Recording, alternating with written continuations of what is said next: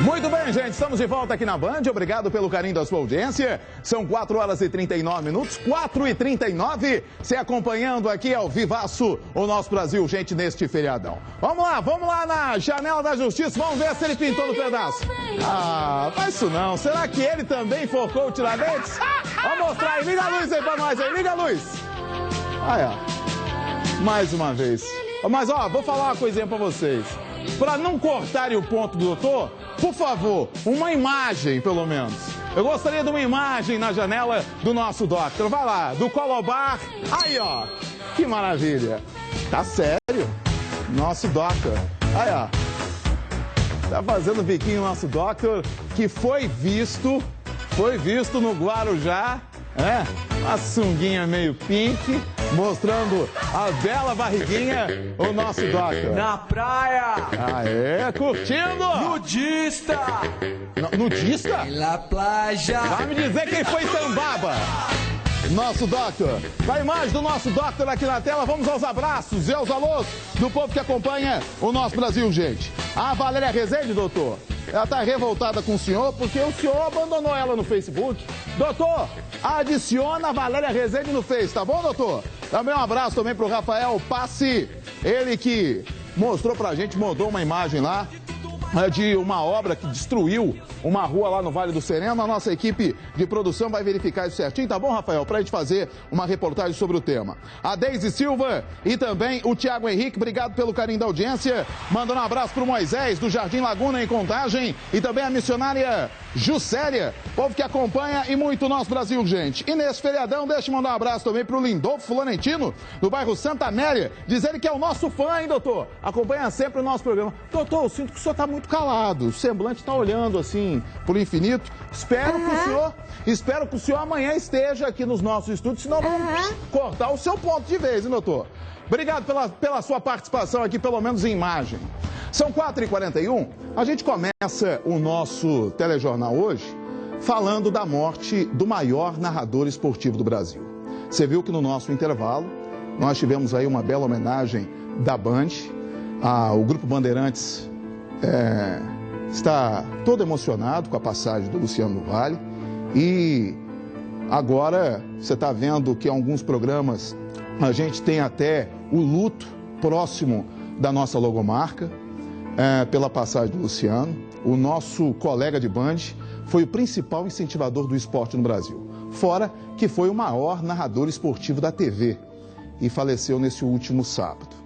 Para você ter ideia, ele ajudou a crescer o vôlei no país, o basquete, o boxe. Quem não se lembra do Maguila, quando o Maguila começou para valer e batia em todo mundo? Quem era a voz que estava ao lado do Maguila? Era o Luciano. Quem era a voz que ajudou a crescer o vôlei no nosso Brasil? Era o do Luciano. Quem não se lembra aqui na Band da Liga Mundial de Vôlei, na voz do Luciano, do Marco Antônio e do Jota Júnior? Mas o Luciano aqui fez esse trabalho desde a época que saiu da Globo, foi para a Record e conseguiu colocar um Maracanã lotado para assistir vôlei. Fórmula Indy, quem não se lembra da Fórmula Indy também aqui na Band?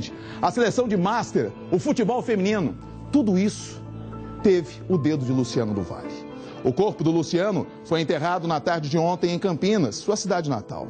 O narrador morreu na tarde de sábado, a caminho de mais uma transmissão esportiva. Ele ia para Uberlândia para fazer o jogo do Galo contra o Corinthians. Acompanhe na reportagem especial do Ricardo Feller,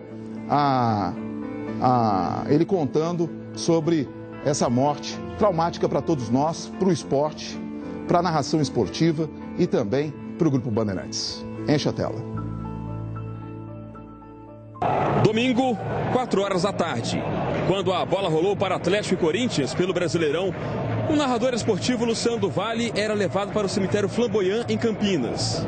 No Parque do Sabiá, todos já sentiam falta do melhor gol da TV brasileira. Foi um impacto muito grande para o futebol brasileiro, lá logo nesse início de campeonato e no ano de Copa do Mundo. Eu acho que vai ter uma laguna muito grande no futebol brasileiro. Era um verdadeiro ídolo da torcida? Era um ídolo da torcida e quando ele vinha a Uberlândia, a gente não só ficava querendo ver os jogadores, mas como também toda a equipe da Band. Foi um motivo de muita tristeza, né, para todos os brasileiros. E o Luciano do Vale, apesar da idade nossa, desde criança eu acompanhei nas narrações da Copa do Mundo, então hoje assim, foi um motivo de muita tristeza e quero se solidarizar com a família do Luciano do Vale, né, por essa perca de um grande comentarista e narrador do esporte brasileiro. Vai ficar um vazio muito grande em termos de locução, em termos de transmissão esportiva, né? Acho que nós vamos sentir muito nesse ano de Copa do Mundo. Acho que é muito lamentável, muito triste para nós todos, né? Como torcedores, como brasileiros. Foi uma perca assim incomparável, né, no nosso futebol brasileiro. Creio que era um sonho do Luciano do Vale estar narrando a Copa do Mundo aqui no Brasil e perdemos assim um grande narrador, um narrador com caráter verdadeiro, um cara assim que expressava sentimento em todo esporte que ele conduzia e narrava essas partidas. Então tá sendo uma dor aqui para a cidade de Uberlândia também. Muito triste, uma perda irreparável, porque o cara revolucionou a televisão brasileira com narração de não só futebol, com vários esportes. Então pra gente foi muito triste, uma perda que eu acho que jamais vai aparecer um outro Luciano do Vale. Vai fazer muita falta. Demais a conta, muito. Luciano do Vale tinha 66 anos, 50 de carreira, 10 Copas do Mundo. Ele veio a Uberlândia para narrar a partida entre Atlético Mineiro e Corinthians. Seria a estreia dele no Brasileirão 2014. Mas o narrador esportivo passou mal já no voo de São Paulo a Uberlândia. O repórter e amigo Fernando Fernandes acompanhava Luciano. Eu já estava no aeroporto esperando para o embarque, né? E ele chegou, nos abraçamos, conversamos, já, vai começar mais um brasileiro, mais um, né? E ele reclamou que estava com dores nas costas. Eu falei, deu mau jeito, alguma coisa? Ele falou, não, estava bem, ele estava meio pálido. Eu falei, comeu alguma coisa, não fez bem? Ele falou, acho que não. E aí não deu para a gente conversar muito mais, que chamaram para a gente embarcar. Aí embarcamos, ele estava sentado no primeiro ou na segunda fileira, eu estava na 10ª. Ele sentou, eu falei, já vem aí, né? Aí passou uma meia hora, 40 minutos de voo, eu fui lá na frente, fui ver, e aí, tá melhor? Ele falou, não tô. Tava com sudorese, tava mais pálido, né? E eu conheço bem o Luciano, é difícil reclamar de alguma coisa quando não tá legal, porque não tava legal. Aí tinha um médico, o doutor Rodrigo, que estava lá e percebeu que ele estava mal, falou, olha, se quiser eu posso dar uma olhada nele. Eu fui lá no Luciano, quando eu estava voltando, eu falei, Luciano, tem um médico que quer dar uma olhada aqui em você? Ele falou, sim. O médico foi lá, percebeu que ele não estava bem e na hora já me disse, nós vamos para o hospital para fazer algum tipo de avaliação para descartar algumas coisas. Teve uma reversão de quadro muito rápida dentro da ambulância, foi difícil, foi uma luta para manter ele vivo lá, o pessoal do corpo de bombeiros que estava lá, o médico, eu ajudando. Aí chegamos aqui no hospital, foi a emergência, já entrou toda em ação e infelizmente nós chegamos no hospital, 3h15 da tarde mais ou menos, às 4h15 eles constataram o óbito do Luciano. Assim que o avião pousou no aeroporto de Uberlândia, às 2h e pouco da tarde, Luciano do Vale foi levado de ambulância direto para um hospital da cidade. Às 4h15, o hospital confirmou a morte de Luciano do Vale. De acordo com o Instituto Médico Legal de Uberlândia, Luciano teve um infarto. A esposa de Luciano, Flávia do Vale, também jornalista, esteve na cidade mineira. Emocionada, mas calma, contou como foi o último contato com o marido antes da viagem para Minas. Foi tomar banho já meio chateado e quando veio falar comigo, teve essa frase, ele disse, eu não queria ir embora. E eu fiquei meio surpresa, assim, dele não querer ir embora, porque afinal de contas, na segunda-feira, às 6 horas da manhã, ele estaria em casa. E eu falei, você não está indo embora, você está indo trabalhando, daqui a pouco você está de volta. Ele, mas você está assim, assado. Eu falei, tudo bem, vai em paz. Mas o coração da gente, acho que às vezes, ou a cabeça, não sei, acho que Deus manda algumas mensagens e a gente, por trabalhar com emoção, por trabalhar com televisão, por saber que as coisas realmente têm que ter emoção, não tem outra forma de trabalhar em televisão, tem que amar o que faz, porque é difícil. De certa forma, eu já sabia. Segundo ela, Luciano do Vale estava extremamente motivado para seguir narrando. Sonhava com as Olimpíadas do Rio. Estava muito afim dessa Copa, estava muito afim dessa Olimpíada no Brasil, era o maior sonho dele, porque o Luciano andava um pouco já desgastado com a imagem dele no futebol. Ele queria muito, estava com sede de Olimpíada. Para os amigos de trabalho, Luciano do Vale será insubstituível. Cara, quem nunca sentou na frente de uma televisão num domingo com um prato de macarrão no colo, vendo ele transmitir futebol, campeonato italiano, ajudar muitas modalidades se firmarem? Eu acho só assim, o Luciano, além de ser um cara que batalhava pelo esporte, ele era um cara que batalhava pelo Brasil, sempre valorizou o hino nacional, a bandeira nacional, sempre fez campanhas positivas. O Luciano era um cara extremamente positivo, extremamente criterioso, um cara de muita classe. Ele trouxe dignidade para o esporte, ele ajudou a profissionalizar o esporte no Brasil sem nunca perder a alma. E acho que a grande virtude, e o que a gente vai perder, e a gente vai ter que lutar muito para não perder, é a alma que ele trouxe no esporte, e a gente tem que lutar para manter isso vivo, cara. Não conheço, sou antigo nisso, não conheço e não vai ter tão cedo. Deixou uma lacuna grande aí, né? Aos milhões de fãs, admiradores de Luciano do Vale Brasil afora, um recado. Acreditem, é possível. Se você realmente acreditar e for bom no que você faz, você vai chegar lá. Tem Neymar, condição legal!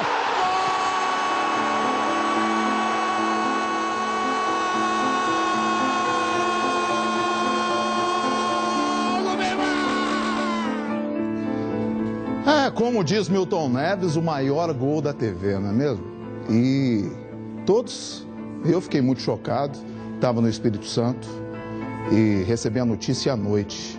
Estava nos afazeres do sábado e desci de carro para o Espírito Santo e eu não imaginava que poderia isso acontecer justamente em ano de Copa, poucos dias para a Copa. O Grupo Bandeirantes mobilizado, com o nosso capitão, como era conhecido, Luciano, para mais uma Copa do Mundo. Me lembro muito bem que eu acompanhei Santos e Ituano, a decisão, um pedacinho, eu estava assistindo Cruzeiro e Atlético, acompanhando Santos e Ituano, e ele narrando, e com o nosso slogan de Copa do Mundo, tá na Band, tá na Copa, e a gente perde o Luciano. O que Fernandinho Fernandes falou é a verdade. Quem nunca, e no meu caso, desde 89, porque no Espírito Santo a Bandeirantes entrou para valer em 89, quem nunca acompanhou Luciano do Vale no seu show do esporte, não é mesmo? Com o campeonato italiano, que ele narrou com o Silvio Lancelotti, depois o Silvio Luiz narrava e ele ia para a Fórmula Indy, ele fazia vôlei de praia, fazia todos os esportes. Era um narrador esportivo completo na televisão, teve a sua passagem pelo rádio em Campinas. É uma dor muito grande para nossa equipe de esportes, para o nosso Grupo Bandeirantes, para todos os radialistas e jornalistas que militam no meio esportivo e para o torcedor que acompanhava esse grito de gol sensacional do Luciano, um dos mais bonitos naquele golaço do Zico, driblando meio mundo dentro da grande área e marcando gol para a nossa seleção brasileira. Descanse em paz, Luciano. E pode ter certeza que você está no coração de todos os brasileiros e no coração de todos nós do Grupo Bandeirantes. 4h52, vamos para as baixarias da noite e da madrugada. Olha só, um caboclo com mandado de prisão em aberto é preso em Belo Horizonte. O doido estava em uma atitude suspeita na rodoviária da capital. Veja a reportagem, enche a tela. Ângelo Freitas Pinheiro aparentava ser usuário de drogas. Com ele, os guardas encontraram um objeto semelhante a um cachimbo. O homem de 26 anos foi abordado pela Guarda Municipal após passar cerca de 5 minutos dentro do terminal rodoviário em atitude suspeita. O que levou vocês a abordá-lo? No início, o cidadão sem bagagens, com capuz na cabeça, né? A gente está na cidade com uma época de calor e ele com uma blusa de frio, então algumas coisas são características para que a gente possa estar fazendo esse trabalho. Ao checar os dados do suspeito, a surpresa, ele estava com um mandado de prisão em aberto. Ele é oriundo da cidade, se eu não me engano, do estado de Rondônia. Parece que ele teve alguma situação quanto a um 180, um artigo 180. Seria apropriação, alguma coisa do tipo assim. Ele não soube explicar muito bem. Ele falou alguns outros artigos, aí por isso a gente levantou essa suspeita. Por que você saiu lá da sua cidade? Porque você estava com mandado de prisão em aberto? Você nem sabia? Eu tava tranquilo só, pô, aí me pegaram aí, pô. Você não usa droga? Agora, qual que é o procedimento? acionamento da Polícia Militar, né, para estar realizando a condução, que hoje a Guarda Municipal ainda não faz, e a tomada de providências quanto à Polícia Civil. Aqui o Anny foi perguntar ao Caboclo se ele usa droga. Não usa não, é como com farinha. O cara tava batendo a biela aí, o cara de Rondônia. O cara veio pra cá, você vê como é que a Guarda Municipal tava atenta. O cara veio pra cá, tava com um moletom, uma blusa de frio, um calor dos diabos aqui em BH, no Hipercentro, na região da rodoviária. O que acontece? Só o pessoal mesmo que está embarcando ou que está desembarcando, e esse cara sujo com essa roupa de frio pra cima e pra baixo e com um negócio que parece um cachimbo. Um negócio com lâmpada, parece um cachimbo, aí... Aí vem Lincoln e fala, né? Um farol de milha de carro, parece mesmo. É uma lâmpada. E o caboclo tava com isso pra cima e pra baixo, os caras fizeram uma bordeixa, trocaram uma ideia com ele, ele tava realmente meio zureta, não falava coisa com coisa. Quando foram puxar, viram que ele devia estar preso lá no norte do país, estava perambulando aqui em Belo Horizonte. Parabéns à Guarda Municipal, sempre atenta também, ajudando e muito a nossa Polícia Militar. Eu não me canso de falar que é importante esse trabalho em conjunto da Guarda. Se a Guarda não trabalha junto com a polícia, fica difícil, pô. Guarda Municipal não tem que ficar só olhando o patrimônio, não, tem que ficar atento. E se, em determinado momento, um maluco tiver atitude suspeita ou um cidadão tiver em perigo, tem que agir mesmo. Por isso que eu acho que é importante ter uma discussão ainda maior da Guarda Municipal, ter armamento, e armamento não precisa ser pesado, mas um armamento que possa auxiliar esses rapazes, homens e mulheres, no seu trabalho diário. São 4h55, a história se repete mais uma vez. Mais uma vítima fatal por afogamento aqui na Grande BH. E foi numa lagoa. Um jovem de 18 anos morreu afogado na tarde de ontem em um sítio no interior do Clube Mineiro de Caçadores, que fica em Santa Luzia. O pior, gente, é a triste coincidência. Segundo familiares, o pai da vítima morreu no mesmo local há cerca de 19 anos. É mole? Veja, enche a tela. O corpo de Felipe Henrique de Oliveira, de 18 anos, foi encontrado na lagoa desse clube que fica na zona rural de Santa Luzia. De acordo com os bombeiros, o jovem e os outros rapazes que estavam com ele não são sócios do clube e teriam entrado por um matagal. Esse tipo de afogamento aí, nessa época, né, de feriado aí, várias pessoas, né, buscam aí esses balneários, né, essas lagoas aí, para poder se refrescando. E então acaba às vezes ocorrendo, né, às vezes por uma negligência ou uma imperícia lá, a pessoa às vezes não sabe nadar, acaba se afogando. Um grande aparato foi utilizado pelo Corpo de Bombeiros para localizar o rapaz que estava a 8 metros de profundidade. Primeiramente aí busca sem o equipamento, que foram as primeiras equipes que chegaram ao local. Posteriormente aí, outra viatura veio apoiando a gente com material de mergulho. Então realizamos o mergulho e em 5 minutos de mergulho nós conseguimos encontrar o corpo. Segundo populares, o jovem não teria ingerido bebida alcoólica. Um laudo da perícia vai ajudar a esclarecer a morte do rapaz. Então imagine só, o cara vê aquela poça d'água lá, né? Vê a lagoa, não conhece a profundidade, 8 metros, filho. Você viu o corpo de bombeiros, tem que descer a 8 metros, estava o corpo do rapaz. Entrou com outros colegas, não sendo sócio local, sem permissão, entrou pela mata fechada, passou pelo arame farpado, foi curtir e acabou perdendo a vida. Mesmo um lugar como esse, mesmo o cara que saiba nadar, é complicado. Por quê? Porque você pode, quando chegar para a margem, tentar levantar, subir, escorregar, bater a cabeça, porque não conhece realmente ali a região.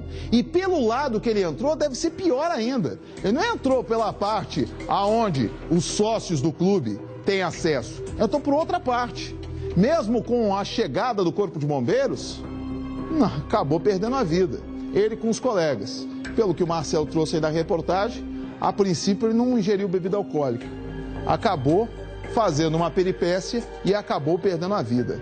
Agora, este relato de que o pai dele também perdeu a vida há quase 20 anos no mesmo local, surpreende, né? Se aconteceu isso, o que o rapaz deveria pensar? Não vou dar numa dessa, não.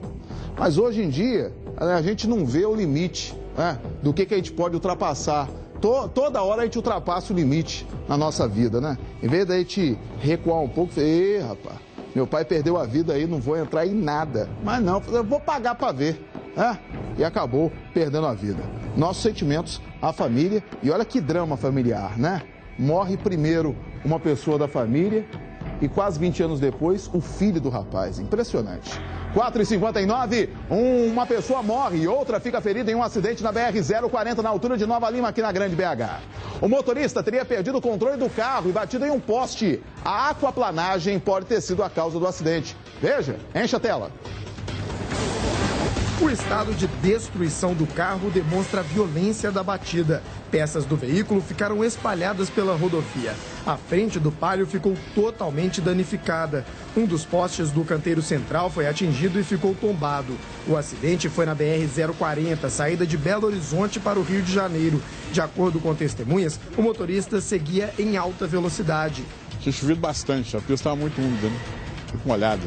E ele estava em alta velocidade? Aí devia estar nos 110, 120. O Corpo de Bombeiros foi acionado e teve muito trabalho para retirar o carro. O motorista teve que ser socorrido de helicóptero. Em estado grave, ele foi encaminhado ao Hospital João 23. A passageira, de 22 anos, morreu na hora. As vítimas estão presas à ferragem, então é todo um trabalho, tem todos os passos a serem seguidos antes da extricação propriamente dita da vítima. O acidente chamou a atenção de curiosos.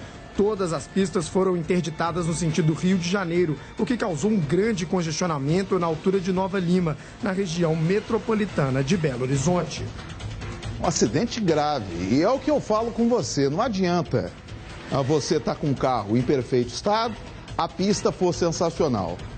Se você tem ali pista molhada e muitos veículos pesados passando, deixando óleo na pista, fatalmente vai acontecer uma aquaplanagem, fatalmente vai acontecer algum problema. E se você não tiver controle do seu veículo, você perde a vida.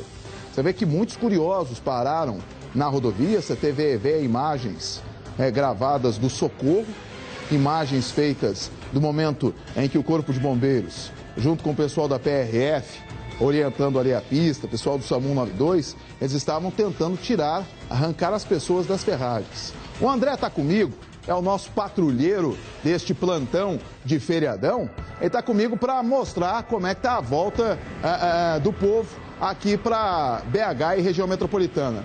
Ô André, chamou atenção este acidente pelo impacto e pelo que você também conseguiu de sonora com aquele cidadão falando que o veículo estava a 120 por hora. Estava numa velocidade que não é compatível com a via e com a pista escorregadia, fatalmente iria acontecer o acidente, por isso que o carro ficou todo arrebentado e uma pessoa perdeu a vida. Boa tarde, André. Boa tarde, Amaro Neto. Boa tarde a todos. Pois é, exatamente o que você falou. Para se ter uma ideia do impacto desse acidente, dessa batida, algumas peças desse veículo chegaram a ficar 10, 5 metros à frente dele. A gente viu, né, Amaro? A frente completamente destruída, o carro irreconhecível, muitas marcas de sangue e é aquele detalhe mesmo que você chamou a atenção. A BR-040, que é a saída de Belo Horizonte para o Rio de Janeiro, é uma estrada muito boa. Ela oferece bastante boas condições mesmo ao motorista. São muitas pistas, né? E com aquela divisão de mão e contramão, ou seja, uma pista muito boa. Mas o que acontece é que caiu uma forte chuva momentos antes do acidente e aquele motorista, né, que presenciou tudo, disse que o motorista que causou o acidente vinha realmente em alta velocidade, pelo menos aí a 120, 130 km por hora. Acabou então, ao que tudo indica, rodando na pista e batendo aí naquele poste. Um acidente realmente muito grave que complicou e muito o trânsito ali, Amaro. Agora, o que impressiona é a 040, e isso que você falou é uma verdade. Você tem várias pistas, o povo vem chutado, andando em alta velocidade, e todo final de semana, engraçado, todo domingo morre alguém na 040, nesse trecho. E quando você chega ali no trevo ali para Itabirito, vira e mexe um caminhão tomba. É impressionante o que acontece na 040. Você está num outro ponto, você está na 381, e o povo está voltando para casa depois do feriadão, não é, André? Exatamente. Estamos aqui na 381, né, que é a chegada para Belo Horizonte, para quem vem da sua terra, né, o Espírito Santo, as praias que os mineiros tanto gostam, e também de outras cidades, né, cidades como Governador Valadares, entre outras, João Molevade, e a situação é bastante complicada. Vai se complicar ainda mais, de acordo com a Polícia Rodoviária Federal, mas eu vou pedir para o Michael Stallone mostrar para a gente, a situação já é bem complicada, principalmente para os motoristas que seguem no sentido Belo Horizonte. No sentido Espírito Santo, Vitória, a situação é muito tranquila. As informações que a gente tem, até apuradas pela nossa redação, Amaro, é que são pelo menos 20 quilômetros de lentidão, isso desde a cidade de João Molevade. Portanto, quem vem no sentido Belo Horizonte tem que ter bastante paciência. Não há registro de nenhum acidente, é mesmo o excesso de veículos. Outra rodovia que tem situação bastante complicada, a gente estava falando dela agora há pouco, é a 040 na saída para o Rio de Janeiro. Quem está voltando, né, para Belo Horizonte, desde Conselheiro Lafayette ali, pega mais ou menos 16 quilômetros. Situação bem complicada, mas não tanto quanto aqui na 381. Mais uma vez, sem nenhum acidente, realmente o número de veículos. E a gente agora há pouco, Amaro, estava conversando com o pessoal da Polícia Rodoviária Federal e eles esperam e recomendam que os motoristas tenham bastante tranquilidade, bastante paciência, porque a gente sabe, né, Amaro? A pessoa está chegando em casa, às vezes tá um pouco ansiosa, quer chegar logo, resolver alguma coisa e acaba aí tendo algum tipo de imprudência, fazendo uma ultrapassagem indevida, né? Utilizando o acostamento, que não é claro, não é recomendado. E a Polícia Rodoviária Federal então espera que as pessoas tenham tranquilidade, até para que a chegada, né, do feriado, esse feriado prolongado, né, Semana Santa, mais Tiradentes, a chegada seja tão tranquila quanto foi a saída. Ainda não temos um balanço, mas o que a Polícia Rodoviária Federal adiantou é que a saída foi muito tranquila e que a falta de chuvas contribuiu bastante para que um feriado não fosse tão violento quanto o último, pelo menos a saída, né, Amaro? Muito bem. Obrigado, André, pelas informações. Qualquer coisa, você nos chama novamente para mostrar o fluxo intenso de veículos no retorno do Mineiro, das praias do litoral capixaba, carioca e também o pessoal que vem da Bahia. Obrigado, André. Tá aí o André trazendo as informações da 381. Gente, eu desci a 381 no sábado, eu tinha passado na 381 não dirigindo, em alguns momentos quando eu vi a Belo Horizonte, quando eu tinha que fazer um outro trabalho aqui. É um absurdo você ter uma pista tão pequena como essa para o fluxo de veículos que passa. E você não tem um recapeamento que preste também. Quando você parte para o Espírito Santo, tem um recapeamento, fizeram lá um recapeamento, mas quando já vai para 262, mas eu vou te falar, a pista é muito pequena e lá no Espírito Santo você tem que descer toda aquela serra, é um perigo realmente, todo cuidado é pouco, quando vai e quando volta. E aí foi o que o André falou, não sei o que é pior, na 040 em que você tem várias pistas na qual o motorista anda chutado, ou nessa fila indiana até a chegada aqui a Belo Horizonte. Muito bem, são 5h06, vamos falar de um acidente, agora um acidente inusitado, um carro de luxo. Ninguém ficou ferido não, mas esse carro de luxo chamou a atenção de todos que passavam na rodovia Januário Carneiro, que é a 030, MG 030. A que liga Belo Horizonte até Nova Lima. Na manhã de hoje, todo mundo ficou estarrecido porque essa Ferrari preta estava nesta ribanceira, cara. Uma Ferrari preta saiu da pista e ganhou a ribanceira às margens da rodovia. Nenhum dos ocupantes ficou ferido. A Polícia Militar Rodoviária foi acionada e o condutor do veículo não foi localizado. E aí, quando eu fiz a chamada no início do programa, os meninos lá no Suíta falando, vem cá, como é que o cara me deixa a Ferrari? O Paquito também falou isso aqui. Como é que o cara me deixa uma Ferrari, rapaz, ali e sai vazado? Eu não tenho ideia, porque o cara fala um negócio desse. Agora, eu vou te dizer, pelas informações passadas para a polícia, esse veículo seria de uma pessoa que tem uma das belas casas nesses condomínios ali que margeiam a rodovia, foi tirar o carrinho para fazer um passeio e acabou perdendo a direção e caindo nessa ribanceira. Ainda bem que ele caiu na ribanceira, você vê que o carro tá certinho. Imagine se capota ou se cai num precipício realmente. Eu vou te falar, não ia sobrar nada. E veículos assim, rapaz, você tem que andar chutado, não dá para você ficar andando. Uma vez um cara foi me explicar o tal do Camaro. Falou assim, tal do Camaro para dirigir o Camaro de segunda a sexta para ir para o trabalho é uma porcaria, porque é um carro grandão, você tem que ter pista para dirigir um carro como esse. É a mesma coisa da Ferrari.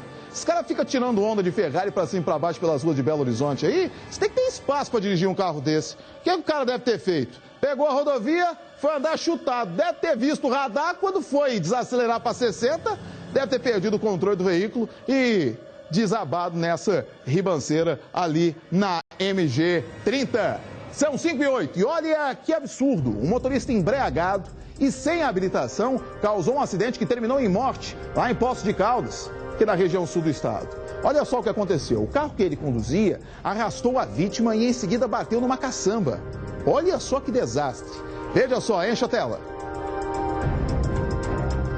O acidente aconteceu no início da madrugada no bairro Dom Bosco, zona leste de Poços de Caldas. Uma dupla de amigos havia acabado de sair de um bar e voltava para casa no momento do incidente.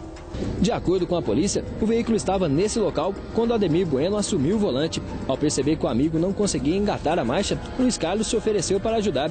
Foi aí que o veículo andou e só foi parar quando atingiu essa caçamba. Com o impacto, ela se ergueu e, ao cair novamente, atingiu a cabeça da vítima, que morreu ainda no local. O filho de Luiz Carlos viu tudo acontecer e lembra bem os momentos de desespero. Meu pai pegou, foi ajudar ele. Aí logo meu pai entrou dentro do carro para engatar a marcha para ele assim, engatar a ré. Aí certo ele pisou muito forte no acelerador, o carro veio de uma vez para trás sim.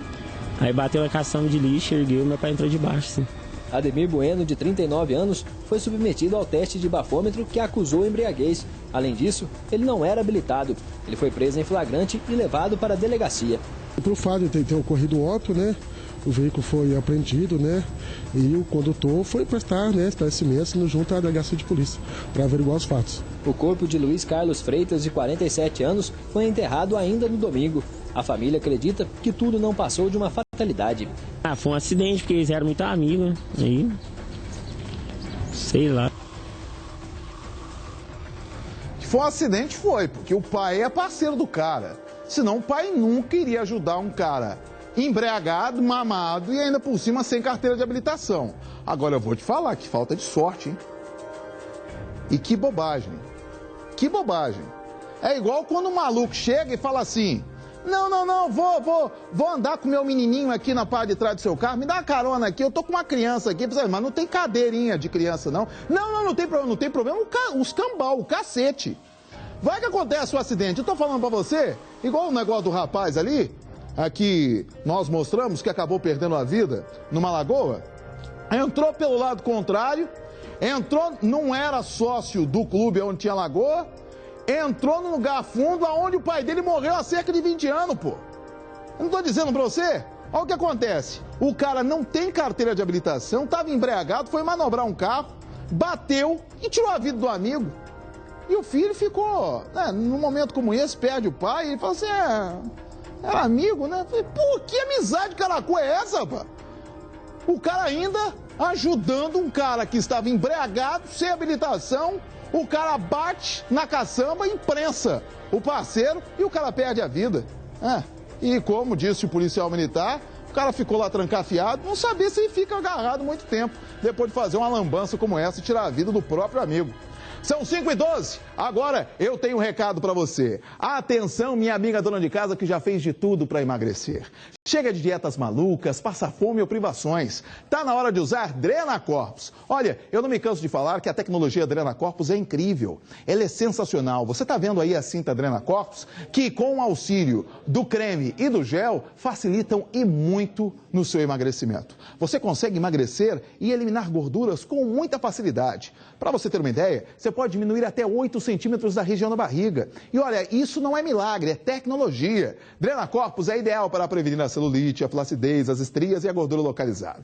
O kit é composto da cinta, que eu já mostrei para você, tá vendo aí o kit? Olha como é que esse kit é sensacional. É uma cinta com 2 cremes, exclusivamente projetados para deixar o seu corpo em forma. É testado e aprovado. Além disso, tem o registro da Anvisa. Dá uma olhada nesse depoimento, enche a tela. Tem mais disposição para sair, para andar, para caminhar, que eu não tinha. Eu me sentia meio depressiva, queria ficar mais dentro de casa. Voltei a usar as roupas que estavam guardadas, que não dava mais para usar. Olha, a dona Maria Rosa, o que ela fez? Ela acreditou que poderia emagrecer com essa tecnologia. Você vê muitos produtos aí na televisão, muitos produtos no rádio que prometem tudo e você não emagrece nada. O que ela fez? Ela assistiu, acompanhou um intervalo comercial ou um merchan com o Drenacorpus e falou: vou acreditar nessa aí. Você viu o que ela conseguiu? Ela conseguiu aumentar a autoestima. Estava meio depressiva porque estava gordinha, não cabia mais nas roupas. E agora ela conseguiu chegar ao peso que tanto queria. Com apenas uma semana você já sente a diferença. Olha, você vai perder medidas com a melhor cinta modeladora do mercado. Olha, essa cinta modeladora está no tamanho PMG e GG. É muito, mas é muito fácil. Basta você utilizar o creme ativador de Ocel na parte do seu corpo na qual você quer reduzir medidas. Pode ser na coxa, no bumbum, no culote, na barriguinha. E olha, você passa, utiliza a cinta, faz qualquer atividade do dia a dia, mas qualquer atividade, durante uma horinha. Depois você tira a cinta e passa mais um gel. E aí, ó, você vai ter a certeza que na primeira semana vai emagrecer. Você vai queimar as gordurinhas do seu organismo. E olha, você pode fazer isso fazendo qualquer atividade do dia a dia. É só colocar a cinta, o creme e o gel. Você viu como é que é fácil? Então, você pode assistir sua televisão, pode varrer a sua casa, pode fazer os afazeres do dia a dia. Não perca essa oportunidade. Você vai ligar agora porque a promoção está imperdível. A promoção pós-Páscoa. Você que comeu muito chocolate, você que foi pro churra, você que se divertiu aí. Olha, a partir de agora tá valendo 150 kits em promoção para você. Mostra aí, Lincoln. É desse jeitinho que chega o kit para você. Você vai ligar agora, vai comprar apenas a cinta. Mas e o kit, Amaro? O kit vai de graça para você. Você paga metade do preço na cinta e o kit chega na sua casa e você não paga mais por isso. Você não paga frete. Liga agora mesmo, divida até 9 vezes sem juros. Não perca essa oportunidade de emagrecer com tecnologia e saúde. Drenacorpus com preço especial e você dividindo em 9 vezes sem juros. É só ligar agora. Plantão permanente neste feriadão. 4020-9262. Ligue 4020-9262. Voltamos ao noticiário para falar da principal informação do dia. A polícia, gente, conseguiu recuperar os berros que foram levados, cara, daquela central de escoltas. 4 doidos foram presos na madrugada de hoje pelo envolvimento no roubo desses berros na central integrada de escoltas do sistema prisional que fica lá em Neves. Entre os suspeitos está um agente penitenciário. Segundo a Polícia Civil, 95% dos berros roubados foram recuperados. Veja a reportagem, enche a tela. Todas essas armas, 6 submetralhadoras, 33 pistolas .40 e mais de 1.500 cartuchos de diversos calibres estavam em 4 casas na periferia de Ribeirão das Neves, na Grande BH. 6 pistolas ainda não foram encontradas. Os policiais chegaram aos locais nesta madrugada, depois de 27 dias de investigação. Mas o caso não foi totalmente esclarecido. Falta entender o planejamento e a execução do crime. O inquérito vai ser concluído em até 10 dias. Por enquanto, a polícia ainda não deu detalhes da investigação, mas confirmou a participação de um dos 9 agentes penitenciários que estavam de plantão no dia do roubo. Os policiais não esclareceram qual foi exatamente o papel dele no crime. O agente Marco Antônio de Oliveira Nogueira foi preso junto com outras 3 pessoas, que seriam um autor do crime, um vendedor e um receptador das armas. Nenhum deles foi apresentado à imprensa. Um 5º suspeito, dono de uma das casas onde o arsenal estava guardado, ainda é procurado. Para a polícia, o grupo tinha muito conhecimento do material que armazenava. Estão devidamente acondicionadas, guardadas, elas estão devidamente lubrificadas, de maneira que ela não possa pegar umidade, possa prejudicar tanto o armamento bélico, quanto também as munições, que não pode ter contato com a umidade. A polícia acredita que as armas seriam vendidas para traficantes e ladrões de banco da região metropolitana de Belo Horizonte. O arsenal foi roubado da central de escoltas de Ribeirão das Neves, que fica perto de uma penitenciária. Durante a troca de turno, alguns agentes foram encontrados dormindo e outros passando mal. Laudos do IML, que devem ficar prontos nos próximos dias, vão confirmar se eles ingeriram alguma substância dopante. As investigações realizadas até o presente momento nos induz que realmente houve dolosamente uma dopagem de todos os agentes penitenciários, para que dessa forma facilitasse a solicitação desse considerável arsenal bélico. Esse é considerado o maior crime da história do sistema prisional de Minas e foi a maior apreensão de armas feita pela Polícia Civil Mineira. Essas coisas vão sendo adequadas e nós buscamos constantemente a melhoria desse processo no sentido de evitar que fatos dessa natureza venham ocorrer novamente. Ainda bem que a polícia deu a resposta. Você viu aí com a Camila na reportagem, nessa coletiva, é que em 27 dias eles conseguiram achar praticamente todas as armas. Essas armas que faltam, pode ter certeza, já foram comercializados, já deve estar com algum traficante para cima e para baixo aí, porque tudo seria repassado para traficante e para assaltantes de bancos aqui da região metropolitana e até mesmo no interior. E a Polícia Civil deu uma resposta rápida. A partir do momento em que esse armamento foi levado, que eles começaram a ouvir as pessoas, começaram a rastrear e conseguiram achar essa casa com um agente penitenciário, o cara que foi o mentor, os caras que estavam acondicionando as armas, deixando as armas guardadinhas de chavado dentro dessa casa. Parabéns à ação da polícia. Agora, é isso que a Camila falou também. Agora a polícia vai concluir e quem é esse agente? Se esse agente tomou o remedinho e deu um migué, ou não tomou o remedinho, ou repassou o remedinho, ou ele estava no outro turno, porque uma coisa é certa, e isso estava escrito nas estrelas, pô. Quando aconteceu o crime, teria um ou mais agentes envolvidos. A polícia não apresentou ainda nesse feriado, mas no decorrer da semana, apurando e conversando com este agente penitenciário, vai apresentar ele e bobear, vai pegar os outros que estão envolvidos. Vai pegar mais gente aí que está envolvida. Pode ser agente ou não. Pode ser pessoas que estavam já prontas para comercializar todo esse armamento. Parabéns à ação da Polícia Civil. Em um mês, conseguiram aí retornar com 95% das armas que foram levadas dessa central de escoltas. E agora é esperar que essas armas e essa central de escolta, ela tenha uma segurança ainda maior, porque é impressionante como é que os caras conseguiram esse plano quase perfeito. Quase perfeito, realmente. Agora eu vou te falar, os caras pagam pra vacilar, né, pô? Os caras roubam a arma em Ribeirão das Neves e deixam guardada em Ribeirão das Neves, pô? Eu vou te falar, como tem bandido burro, os caras pensam até a página 15. Pensaram num plano sensacional, mas deixaram a parada muito próxima. E a polícia conseguiu encontrar com muita facilidade. Deram um bote certeiro nessa madrugada. Parabéns à ação da polícia.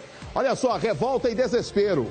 Um busão da linha 2004, que liga o bairro Bandeirantes ao Belvedere, foi assaltado na Nossa Senhora do Carmo, no bairro Sion, aqui na região centro-sul de BH. Dois malucos, aparentemente menores de idade, entraram no coletivo e roubaram o cobrador e os passageiros. Entre as vítimas está uma estudante baiana que está aqui na capital para completar os seus estudos no mestrado. Ela ficou desesperada com a ação dos vagabundos. Acompanhe o que disse a polícia militar e veja também o relato das vítimas. Enche a tela. Fomos acionados aí via Copom pelo 190. Chegando aqui no local, constatamos aí que 2 indivíduos embarcaram aí no circular lá no BH Shopping. Quando chegou aqui próximo à passarela aqui da Nossa Senhora do Carmo, deram a voz aí do assalto, né, armados, todos os dois, tendo furtada, roubada aí pertences, né, de 3 vítimas. Eles premeditaram tudo no ponto lá do BH Shopping e eles viram que eu desembarquei com uma bolsa e a outra menina também com uma bolsa. E eles tomaram o ônibus normalmente, pagaram a passagem inclusive, e na hora de descer aqui em frente o ponto, em frente aqui à favela do Papagaio, eles me abordaram com a arma, que não era nem um 22, e pediram o celular e a bolsa. Eu entreguei e eles foram lá pra frente e pegaram as coisas da outra pessoa também, da menina, no caso. Eles entraram depois de mim, aguardaram todo mundo passar. E aí, quando já foi perto do ponto aqui, eles me abordaram. Ai, moça, não tô conseguindo. Eles me abordaram outras pessoas, colocaram a arma no meu pescoço e pegaram minhas coisas, minha mochila, moço, minha mochila que tem tudo, das coisas do meu estudo. Eu tava indo pra UFMG, fazer o experimento do doutorado, tá? Meu notebook, minha câmera, meu caderno de laboratório, que tem tudo que eu vou fazer. Ai, meu jaleco, Tá tudo, levaram minha bolsa com minhas roupas, que eu vou ficar aqui até domingo. Meu documento, minha carteira, meu notebook, gente, tem tudo do meu estudo tá nesse notebook, eu preciso tanto dele. Ai, meu celular, meu caderno do laboratório, minhas roupas, eu vou ficar aqui até domingo. Como é que eu vou voltar pra Bahia sem documento, sem carteira, sem nada, moço? Como é que eu vou voltar? Eu tô sozinha. Você vê o desespero dessa menina. Primeiro o rapaz contando como é que foi a ação dos meninos. Num 22, eles pegaram o busão lá do BH Shopping e desceram. O que a polícia tenta coibir, muitas das vezes a Polícia Civil até disfarçada consegue pegar uns vagabundinhos ali na Nossa Senhora do Carmo, é porque a ação dos caras é no começo da Nossa Senhora do Carmo e chega no Morro do Papagaio, os moleques descem, fazem um assalto, descem para as vielas do morro. Aconteceu o contrário, vieram da BH Shopping e ali, quando chegou na altura do morro, os caras desceram e vazaram para o morro. Agora, o relato dessa menina, o Michael Stallone, que foi de abelhinha nessa reportagem, me falou, cara, e ficou muito sentido e você ouve no que ela fala, realmente é um desespero. Você aí do aglomerado, do Morro do Papagaio, ou conhece esses moleques que roubaram isso aí, pô, deixa a mochila da menina em algum lugar aí, cara. Pelo amor de Deus, deixa aí em algum lugar, deixa próximo um boteco aí, às margens da Nossa Senhora do Carmo. Porque olha só, o notebook, eu sei que você quer pegar o notebook, trocar por uma pedra ou vender para comprar alguma parada, mas pô, bicho, o notebook tem todo o trabalho dela de mestrado, doutorado, as roupas dela, os documentos, celular, aí sim, o celular pega, troca por pedra. Pô, você vê uma menina que veio da Bahia para cá, para os seus estudos, tá sem documento, tá sem roupa, tá sem o trabalho, que é o principal para ela, e não tem como voltar até mesmo para a cidade dela. É impressionante, né? E bandido não tem essa, e vai catando, e não sabe se aquela pessoa precisa ou não precisa daquilo. Então faço um pedido para você, hein? Você aí, que manda aí no aglomerado, hein, ô filhote? Você que é o trafica da parada aí, pega os seus meninos, os seus moleques e manda eles aí deixar pelo menos num botequinho aí da região, tudo isso para que essa menina possa recuperar. O quê? Vai fazer o quê agora? Ela perdeu tudo praticamente e ela não tem o que fazer agora, tendo que ter a parada de estudo e as roupas dela. É brincadeira, né? São 5h26, chegamos ao final do nosso programa. Obrigado pelo carinho da sua audiência. O Datenão chega aí em seguida com a edição nacional. Vem aí agora na sua telinha um minuto de oração com o pastor Franklin. Obrigado pelo carinho. Amanhã estaremos de volta a partir das 4h30, coladinho com o André Vasco e o Sabe ou Não Sabe. Tchau, gente. Bom feriado, bom retorno, hein?